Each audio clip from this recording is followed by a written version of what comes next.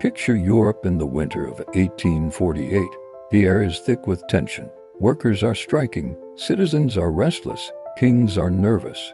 Across the continent, revolutions are about to erupt like fire in dry grass. And in a small room in Brussels, two men are racing against time. Their names Karl Marx and Friedrich Engels. They weren't generals with armies or kings with crowns. They didn't command wealth or power. What they had was an idea, and they were about to unleash it on the world. Their mission: to finish a pamphlet before the revolutions broke out, a pamphlet that would become one of the most explosive documents in history. The Communist Manifesto. The Communist League had given them a deadline. They needed a clear statement, a call to arms for workers everywhere. But the revolutions weren't waiting. Across France, Italy, and Germany, citizens were already preparing to rise up. If Marx and Engels didn't act fast, their words would come too late. So, in a cramped, smoky room, they wrote with urgency. Marx bent over his desk, his pen flying across the paper, ideas tumbling out with fiery passion.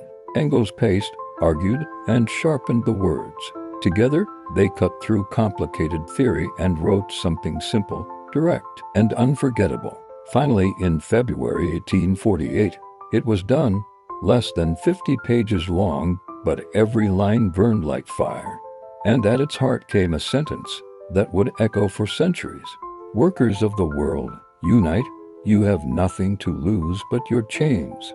The pamphlet was printed, smuggled, and spread across borders. Workers read it aloud in taverns, whispered it in factories, and passed it hand to hand like forbidden treasure.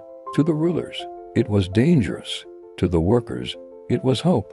And almost as if the words had sparked it, the revolutions of 1848 erupted. Barricades rose in Paris, crowds marched in Berlin, kings trembled across Europe.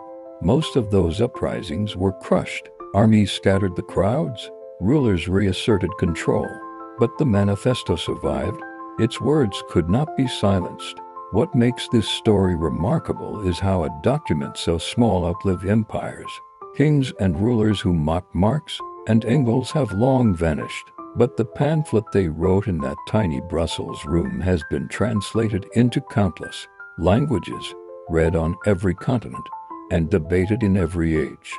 Whether people saw it as visionary or dangerous, it forced the world to ask hard questions. Why do so many labor while so few prosper? Is inequality inevitable, or can society be fairer?